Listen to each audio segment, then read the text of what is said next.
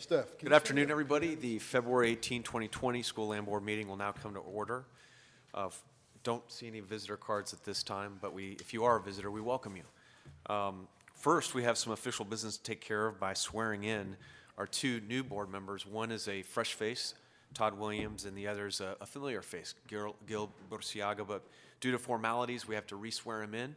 Governor has reappointed him to the board, so we're excited to see both of their service. So without further ado, we'll start with Todd.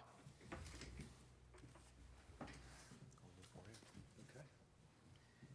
In the name and by the authority of the state of Texas, I, Todd Williams, I, Todd Williams, do solemnly swear do solemnly swear that I will faithfully execute the duties of the office that I will faithfully execute the duties of the office of the School Land Board of the state of Texas of the School Land Board of the State of Texas and will, to the best of my ability, and will to the best of my ability preserve, protect, and defend the Constitution preserve, protect, and defend the Constitution and laws of the United States and the laws of the United States and of this state. and of this state. So help me God. So help me God.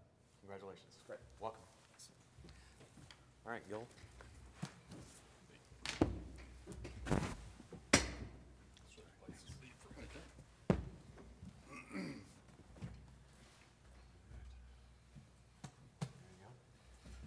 In the name and authority invested in me by the state of Texas, repeat after me. I state your name, Gil Burciaga, do solemnly swear do solemnly swear that I will faithfully execute the duties that I will faithfully execute the duties of the office of School Land Board of the duties of the School Land Board of the state of Texas of the State of Texas and will, to the best of my ability, and will, to the best of my ability, preserve, protect, and defend preserve, protect, and defend the Constitution and laws of the United States the law of the United States, Constitution of the United States, and of this state, of this state, so help me God. so help me God. Welcome back. My pleasure.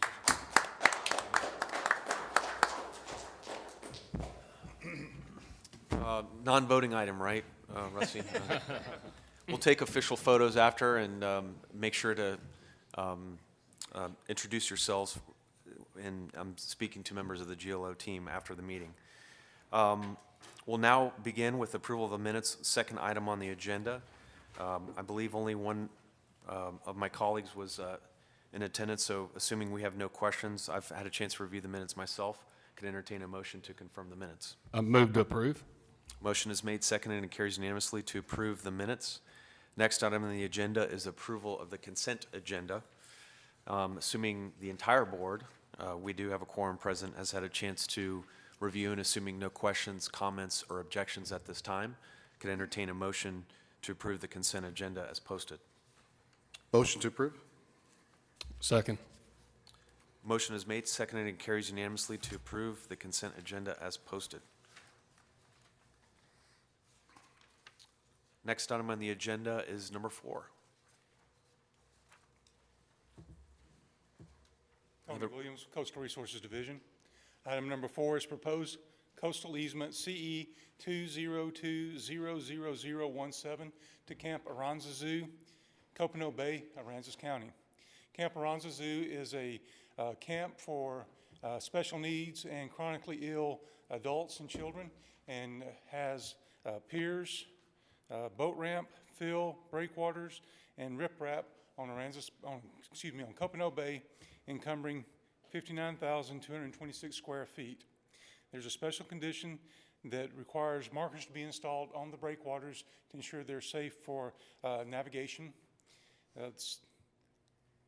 The fee is recommended to be 1 cent per square foot. This is consistent with other similar projects on the coast.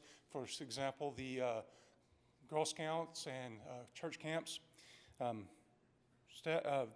fee for there is no fee for riprap. It is a no-fee structure. Staff recommends approval as submitted.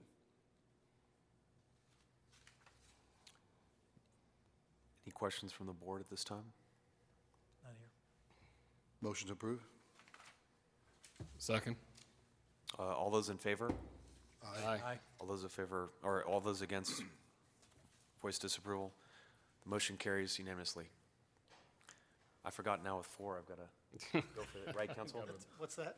With 4, I've got to go, all those in favor, and Well, yes, you can always, all those in favor, aye, and then you can say any opposed. They can respond as well, yes. okay, Okay, but it is, at this point, it's four votes today. all right. Just want to make sure we're not violating protocol. Items number 5 through 10 will be held in executive session. We'll enter into it subject to Chapter 551, Subchapter D, Section 551, TAC 071 of the Government Code for discussion, consideration regarding pending or contemplated litigation and/or settlement offers. We'll seek and receive attorney advice or counsel-related items 5 through 10 on the docket, and subsection 551.072 for discussion, consideration concerning purchase, sale, exchange, lease, or value of real property related to items 5 through 10 on the docket. Following executive session, we'll reconvene in open session.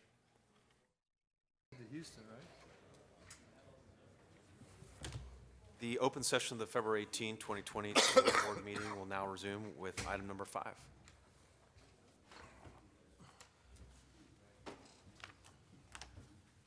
Bill Farr with Energy Resources. Minerals leasing staff recommends school land board approval of docket item number 5 as presented and discussed in closed session. Any questions, comments from the board? No. Move to approve. Second. Motion is made, seconded, and carries unanimously to approve item number 5. Next item on the agenda, thank you very much, is number 6.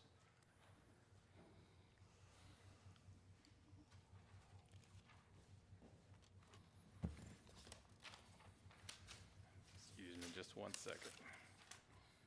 So item number 6, Steve Rodriguez from Asset Management. Item number 6, which is LC 20200005, which is for a commercial coastal easement in Corpus Christi Bay. Staff is recommending approval of docket item 5 as discussed in closed session. Item number 6. Item number 6, yes. Any questions from the board? Motion? Second. Motion is made, seconded, and carries unanimously to approve item number 6. Thank you very much. Next item is number 7. Amber Long, Asset Management. Staff recommends approval of the disposition of excess land per the terms discussed in closed session. Any questions? Any questions from the board? Motion approved. Second. Motion is made, seconded, and carries unanimously to approve item number 7. Next item on the agenda is number 8. Amber Long, Asset Management. Staff recommends approval of the sale per the terms discussed in closed session. Any questions from the board? Motion to approve. Second. Motion is made, seconded, and carries unanimously to approve item number 8. Next item on the agenda is number 9. Amber Long, Asset Management. Staff also recommends approval of the sale per the terms discussed in closed session. Any questions? Motion to approve. Second. Motion is made, seconded, and carries unanimously to approve item number 9. Next item, thank you very much. Next item on the agenda is number 10. David Wells with Asset Management. Staff recommends approval of docket item number 10 per the terms discussed in executive session. Motion to approve. Second. Motion is made, seconded, and carries unanimously to approve item number 10. Thank you for that. Next item on the agenda is discussion, possible action on the release of funds from the REFSA, the Real Estate Special Fund Account, and other matters in connection therewith. Thank you, Mr. Chairman. Members, for the record, Rusty Martin, Chief Investment Officer. So there are no expectations of any board action on this item today, but the item has been posted in a way that would allow action by the board if so desired. I am simply introducing the subject for your discussion, and I'll provide you with any information that you need as the discussion progresses, but I myself am not making any recommendations at this time. To give you a little background, Section 51.413 of the Natural Resources Code authorizes the board to release funds from the Real Estate Special Fund Account, which I'll refer to as the RESFA, for only 2 purposes. The first is for deposit into the available school fund, or the second is for deposit to the State Board of Education for investment in the permanent school fund. Also, Section 5G of the state constitution limits the amount that the board can release to the available school fund to $600 million per year. And as you're aware, that amount had been limited to $300 million per year until a constitutional amendment, which was passed in November of last year, was approved by the voters of the state, increasing that amount from $300 to $600 million per year. In addition, the board has adopted rules that are set forth in Section 151.6, Title 31 of the Texas Administration Code, that requires me to perform an analysis no later than July the 31st of each even-numbered year to determine an amount equal to 6% of the average market value of the TexGlow Permanent School Fund investment portfolio over the trailing 16-quarter period, and then present the results to the board before September 1st of each even-numbered year. The board then uses that information to determine how much, if any, to release from the RESFA for the next impending biennium, as well as how that amount will be split, if it is split, between the available school fund and the State Board of Education. As I said, this topic is on the agenda today simply to inform the board that this process is approaching and to present the board with an opportunity to begin an initial discussion about the various issues involved. With that, I'll turn the discussion over to the commissioner, but I will remain at the mic in case you have any questions.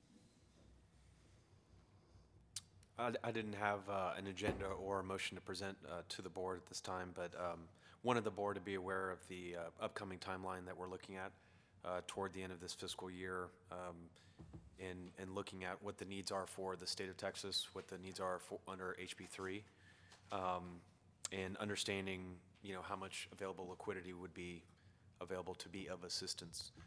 We obviously, and we will testify in front of Senate Finance and giving them an update on the performance of the portfolio and give them updates on other legislation that affect the school land board, namely the liquid cash account and other items that were taken up.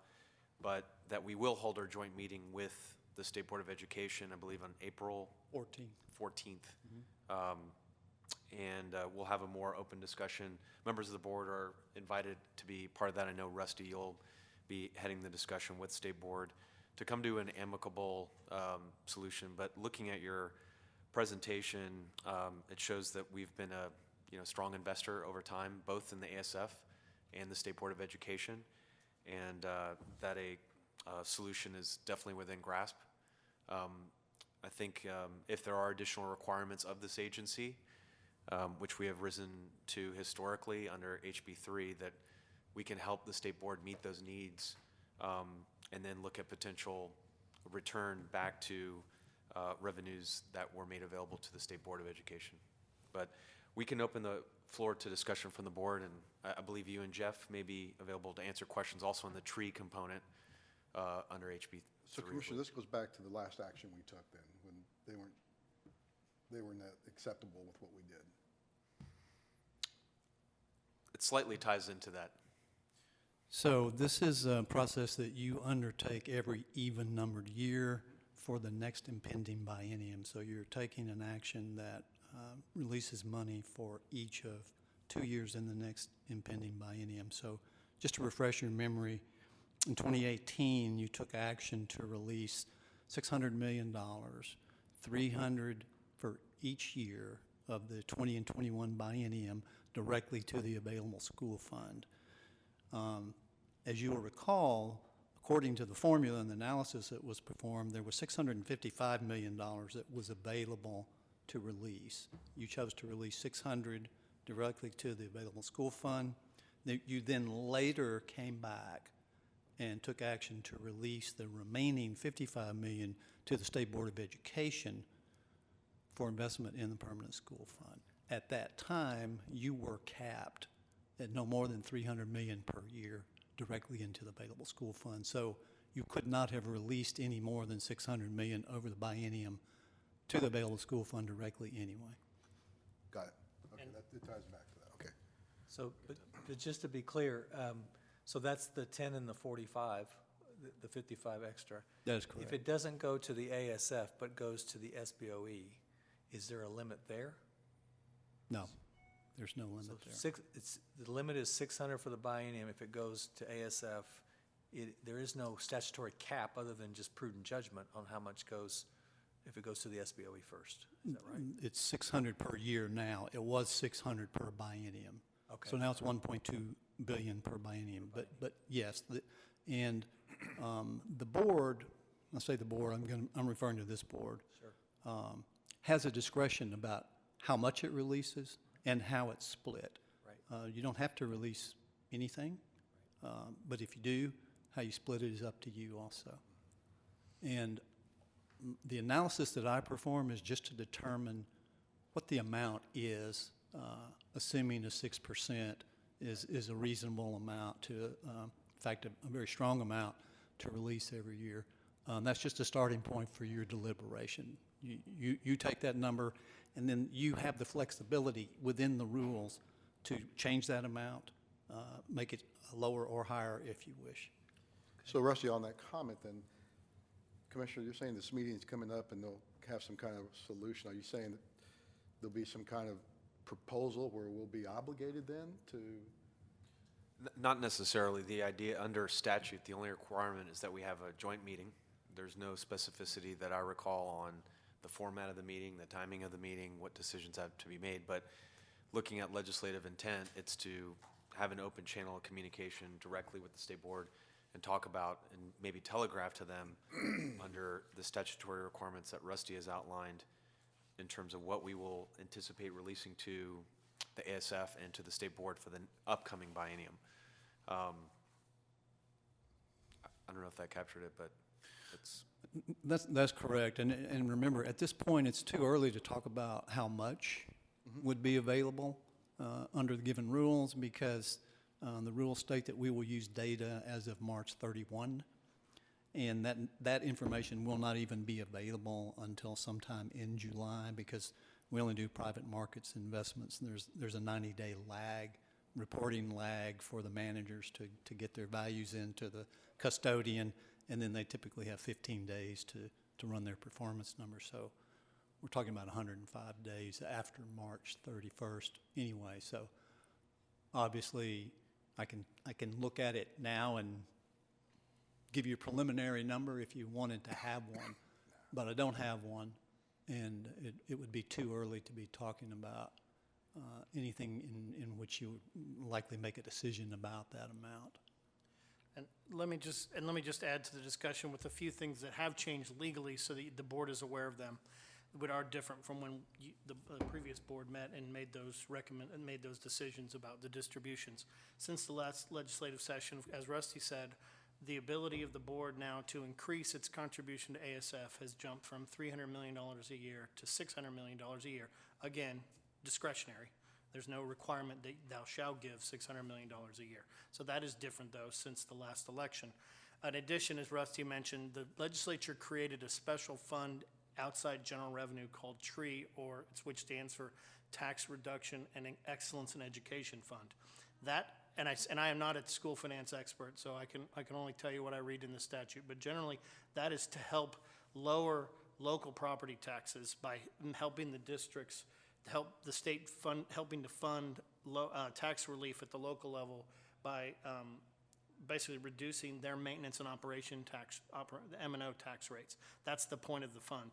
The money that's going to go into the TREE fund is coming from several sources, one of which is anything over $300 million that this board decides to give every year to the ASF. So anything this board decides to give above $300 million will go to that fund. In addition, they've allocated what we refer to as the internet sales tax. The Amazon tax came out of the Wayfair decision, Supreme Court. Anything that the comptroller collects from that has been designated to that TREE fund. In addition, if the legislature separately decides to, and I think they have appropriated some amount to that TREE fund, it too will go in there. So for this board's purposes, some amount, if the board decides to give some amount over $300 million a year, it would go to TREE fund, which then would ultimately go to help lower the M&O tax rate at the district level. Just to clarify, anything over $300 million that goes to the available school fund. Correct. Not just blanket over $300. That's correct. Anything that would go, as you've said, the board has two options when it distributes money from the rest of it. It can go to SBOE for investment, although as we know from SBOE's testimony and legislature, they essentially plus up whatever we give them to then make their contribution to ASF, or the board can do a direct distribution to ASF and go and bypass SBOE. You have those options in statute to do that. Is there maybe a question for Jeff and Rusty? Any timeline in terms of the Wayfair projection of? No, is that to be- again, this Or is money timing on collected that. by the comptroller, just because I was interested in this. They actually published a report on their website called A Field Guide to the Taxes of Texas. So if you want to know as a taxpayer where your taxes come from and where they go, it's really pretty interesting chart. What I did note is that they project for 20 and 2021 to collect an additional $550 million in sales tax collection from, through what they call the marketplace providers, the Amazons of the world and stuff. So they're expecting another 550 million.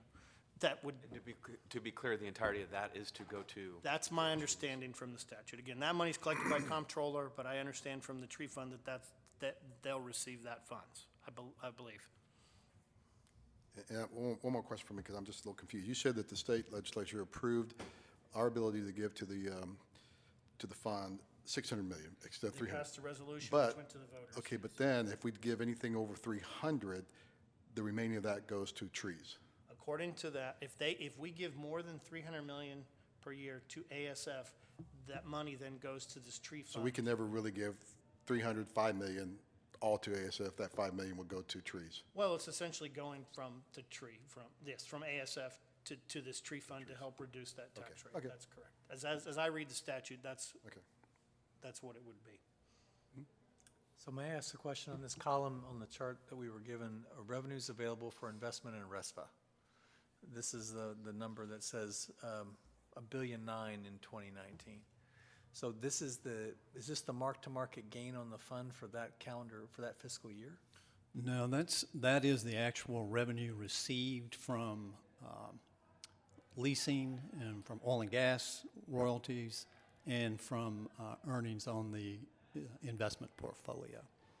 So that is the revenue that flows into the RESPA, and then that money is invested in the real assets portfolio. Okay, and when you say earnings from the investment portfolio, that is not a mark-to-market concept, that is a cash distribution from those funds.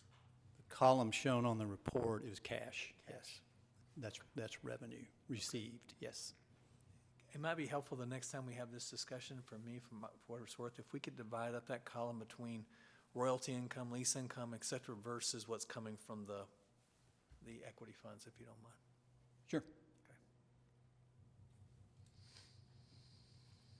And so your thought about the timing of this decision, we'll have the joint meeting in April and we'll come up with some tentative arrangement or plan, and then the decision would actually be made when those numbers are certified in the summer? So Yeah, I will do the analysis in July, and then I'll present it to the board for deliberation in August. So you're required by statute to have a decision made before September 1st. And then we have a notification process to let all the legislature and all the other interested parties know what the amount is and how, if it will be split, okay. how it's split. And I would say that the joint meeting with the board, which is scheduled for April 14th, that arose out of when the Sunset Commission reviewed the school land board. And it's actually a statutorily mandated meeting that we hold every year we will now start to hold every year with SBOE. It is, I think the legislature in Sunset were concerned about the making sure that the two boards are collaborating and cooperating and making sure each one knows what the other's investing in. It is not something where you are required by statute to make this type of decision at that, but it's more of a kind of a cooperative thing for the board members to sit and discuss. But it is mandatory, not voluntary for the school land board members, unless excused by a majority of the board. I just want to. Correct. There will not be any, for example, joint decisions considered at that meeting. It will probably mostly be an introductory meeting. I will explain to their board how this process works, sort of the background, the history, what we do, and then their chief investment officer will do the same thing for this board, and then open it up for questions. There should not be any decision-making at that meeting. Will either entity do an analysis that basically combines the portfolio to understand, since it's all benefiting our public school system, to understand diversification, if we're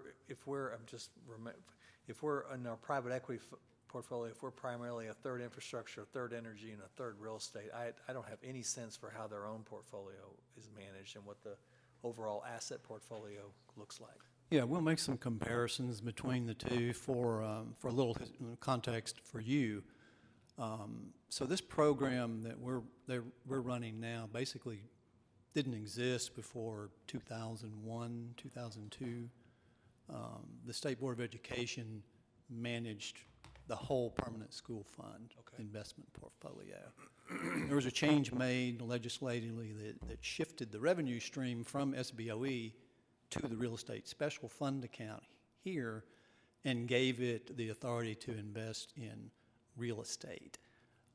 At that time, it was a completely different program. We didn't have $140 oil. I think the revenues in the first year were like $150 million. It was a much different program.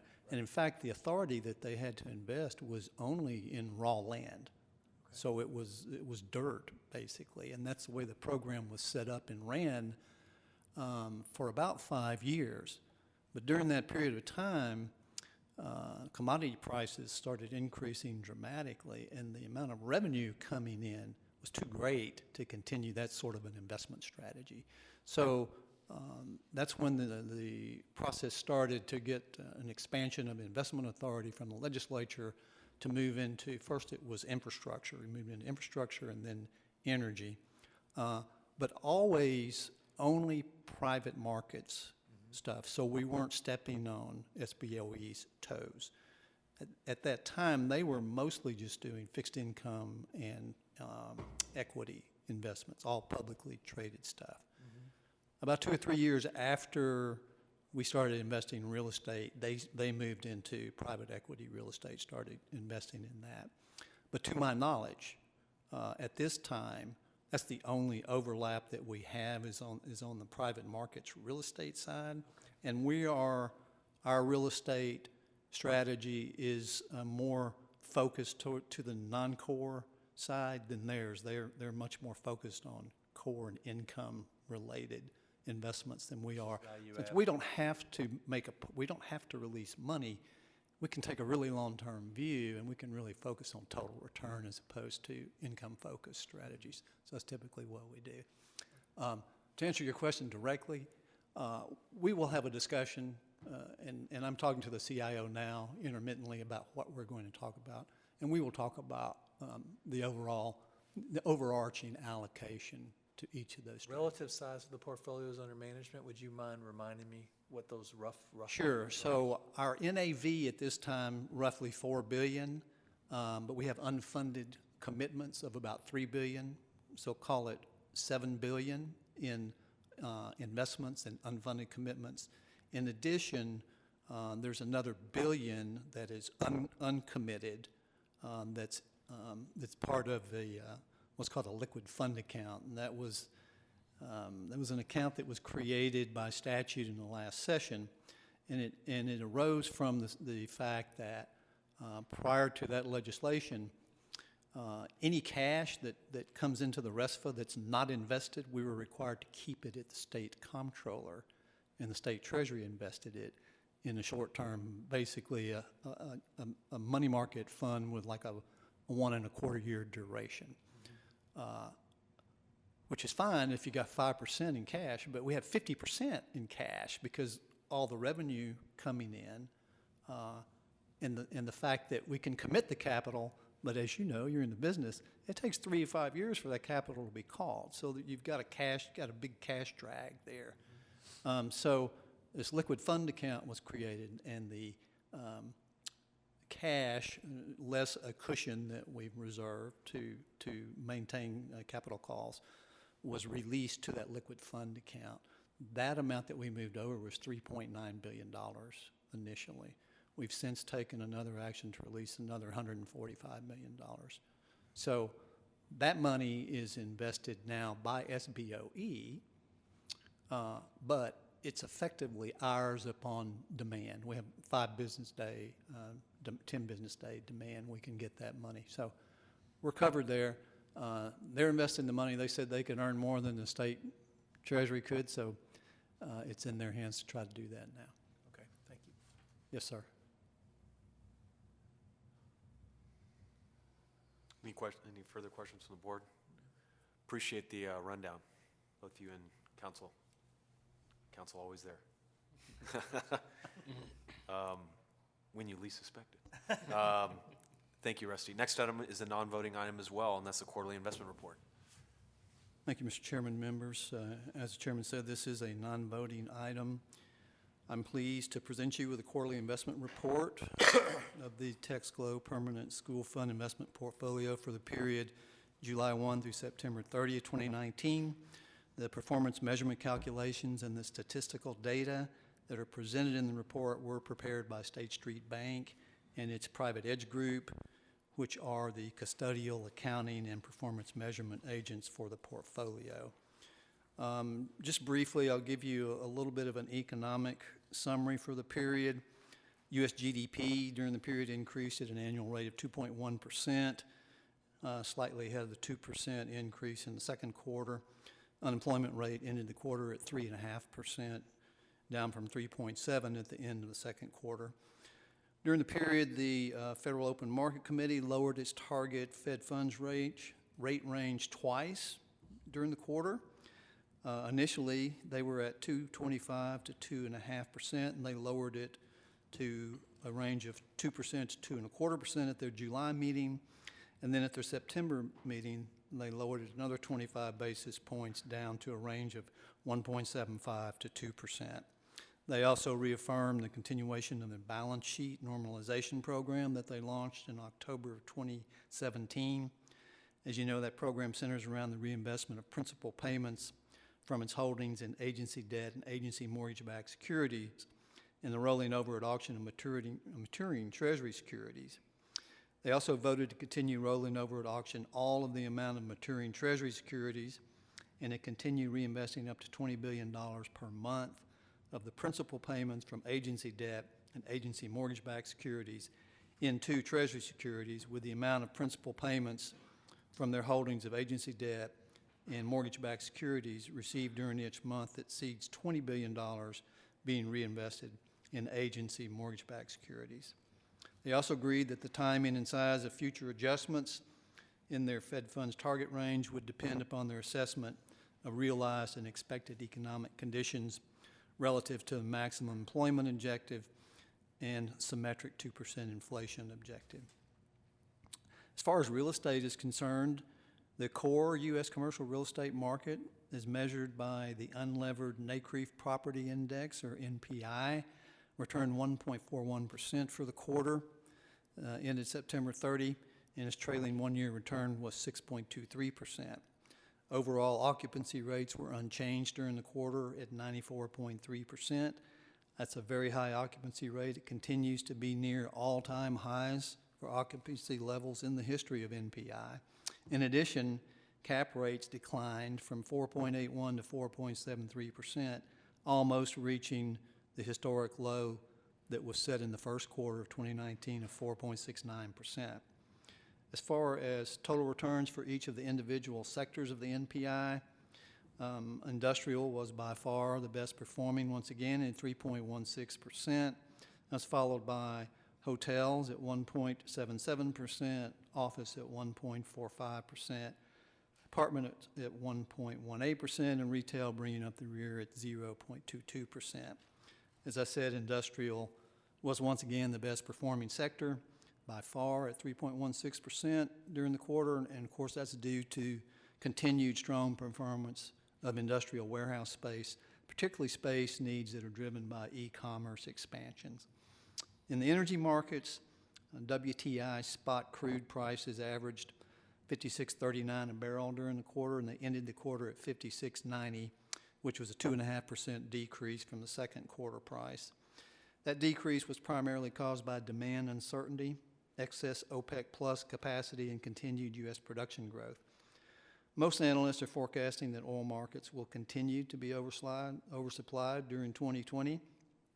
There are some factors that could result in upward pressure on prices, such as potential production declines in Libya, a temporary slowdown in U.S. shale oil production growth if exports begin to exceed current export capacity, continuing Middle Eastern geopolitical tensions, and an accelerated decline in Venezuelan production. Possible downside risks include a further slowing in global demand, a failure by OPEC Plus to maintain its current production agreement, and the possible removal of U.S. sanctions on Iran. On the gas side, natural gas spot prices averaged about $2.38 per million BTU during the quarter. That was about 8% above the second quarter ending price. We're still oversupplied in gas, though. The dry gas oversupply problem has been compounded, unfortunately, by unrelenting growth in U.S. associated gas production, mostly in the Permian Basin. And most analysts expect the problem to continue as long as oil prices remain above $50 a barrel. Turning to the numbers, if you look at page 2 of the report, I'll run through these numbers. The total NAV at the end of September was $4.284 billion. The portfolio itself was $4.056 billion, or 95%. Cash equivalent investments were about $228 million, roughly 5%. As far as the returns are concerned, we're looking at gross returns without cash. For the quarter, the portfolio was up 1.12% versus the benchmark of 1.2%, so slightly under the benchmark, about 8 basis points. The infrastructure sector of the portfolio was up a very healthy 5.54% for the quarter. Real estate was up 2.29%, but energy was down 2.81%. That energy decrease had a significant impact on the one-year returns. So the one-year return for the portfolio was 6.08% versus a 5.38 on the benchmark. So we outperformed the benchmark by 70 basis points. But the individual one-year sector returns are interesting. Infrastructure, this is a one-year sector return. Infrastructure was at 20.41%. Real estate was at 10.91%, but energy was a minus 5.73%. The reason that energy fell off so much and impacted the one-year return so much was because the quarter that fell off of the calculation for the one-year return for energy was 11.3%. That was third quarter 2018, and it was replaced by third quarter 2019 of minus 2.81%. So that's what caused a huge swing in the one-year return from 12.05% at June 30 to 6.08% at September 30th. I'd like to say that that's going to work itself out, but the fact is it's probably going to continue. The energy sector is very volatile right now. I don't see anything in the immediate future that's going to change that. So I expect that you're going to see quite a bit of volatility in the one-year returns, the quarterly and the one-year returns. However, looking out to the longer-term returns, particularly the 3, 5, and 10-year returns, you'll see a lot of consistency there. 15.72% 3-year return versus 6.15 on the benchmark. 5-year average annual return of 13.55 versus 6.98 on the benchmark. And for 10 years, average annual return 15.22% versus 8.81 on the benchmark. So we're going to have some volatility, certainly in these shorter term measures, but so far the longer term measures have remained fairly stable. At the end of the quarter, excuse me? Can I ask you a quick question? Sure. The line below where it says gross of fees with cash, and the cash as of today is about $220-something million of cash. I assume, though, when we look at these 3, 5, and 10-year returns, we had a lot more cash then, which is why the returns are You're so absolutely correct. So that liquid fund account that I was telling you about, we released the money from our account, from the RESPA to that account on September the 3rd. Okay. So the quarter ended on September 30th, so we had a little over 2 months of having roughly 50% cash. Okay. So you're exactly right. Thank you. At the end of September, we had approximately 36%, as I said earlier, which was about $2.7 billion of our total existing capital commitments that were unfunded. 37% of real estate, 35% of infrastructure, and 35% of energy were unfunded. If you'll turn to page 3 of the report, we've got a summary of the investments that were approved in the last quarter, and as you can see there, we had one energy, one infrastructure, and one non-core real estate investment. I'm not going to go over these in any detail unless you have any specific questions about them. So the first column of total capital commitment, that is the size of the fund? That's the size of the fund or the total size of the capital being raised for a co-investment, correct? Okay. So we took half of the capital fund, we took roughly a third of the Henry Production Partners, and then roughly a fifth of the Turner Multifamily. Correct, correct. The co-investment, capital co-investment 16, that was an expansion of an existing Okay. co-investment, so we had already committed $125 million of the original capital raise. Okay. So that took us up to $200 million total on that, and that's a oil pipeline system. Also, if you look at page 15, you'll see the investments that were approved subsequently to the quarter. In the next quarter, again, 3 investments, 1 energy investment, 2 infrastructure investments. Again, I won't go into those unless you have some specific questions.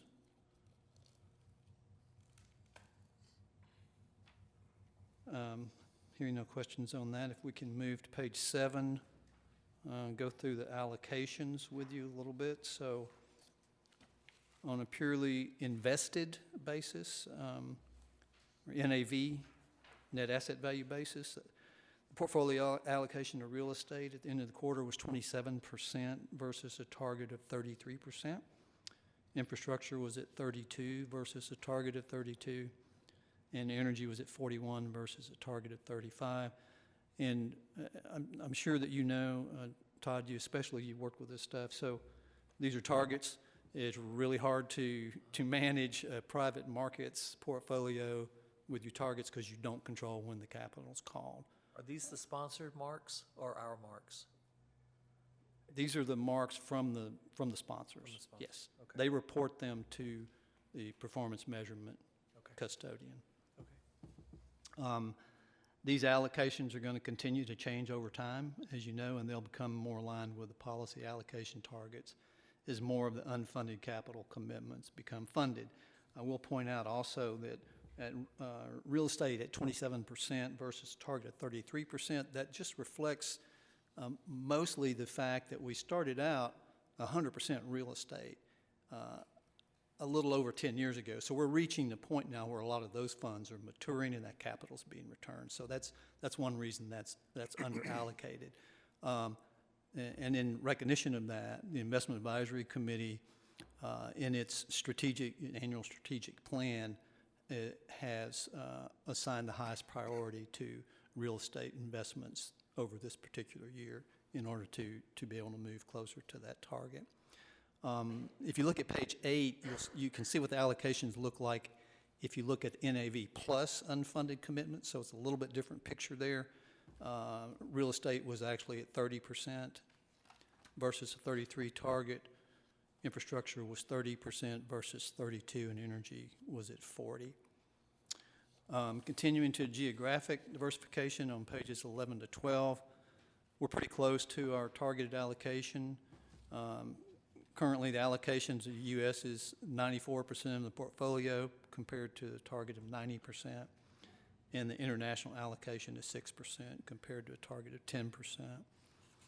As far as manager exposure is concerned, pages 13 to 14 of the report, again, on a purely invested basis, so looking at net asset value, portfolio is well diversified across a platform of about 26 different investment managers. The policy statement limits the exposure to any one manager to no more than 20% of the total portfolio. So we're looking at the manager exposures at September 30. We're well within that range. The top 5 highest exposures are to USAA Real Estate at 8.9%, followed by NCAP Energy at 8.83%, NCAP Flat Rock Midstream at 8.38%, Macquarie Infrastructure Partners at 6.56%, and Lime Rock Resources at 5.35%. The co-investment vehicles are grouped by manager and presented separately. So the co-investment vehicles are investments in individual assets or individual groups of assets alongside existing managers. The highest grouped co-investment exposure at the end of the quarter were First Reserve at 7.72%, followed by NCAP Flat Rock Midstream at 6.65%, and Intervest at 4.17%. That concludes my presentation. Again, this is a non-voting item, but I'm happy to answer any questions you might have.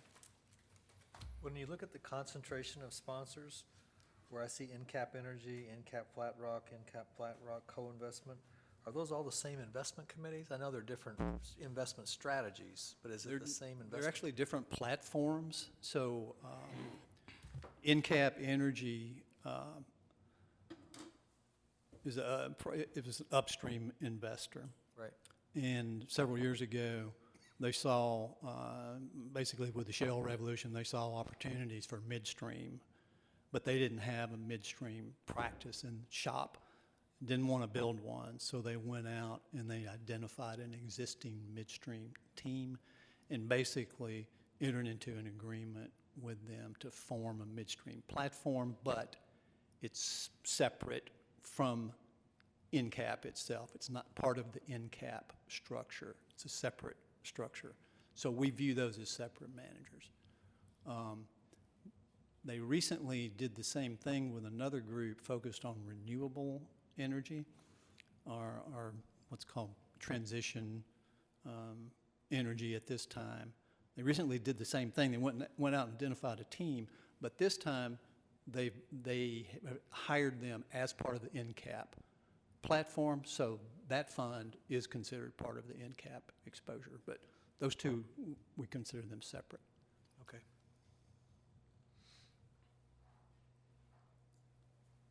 Any other questions from the board? This is also a non-voting item. There being no further business before the board, we are hereby adjourned. Thank you.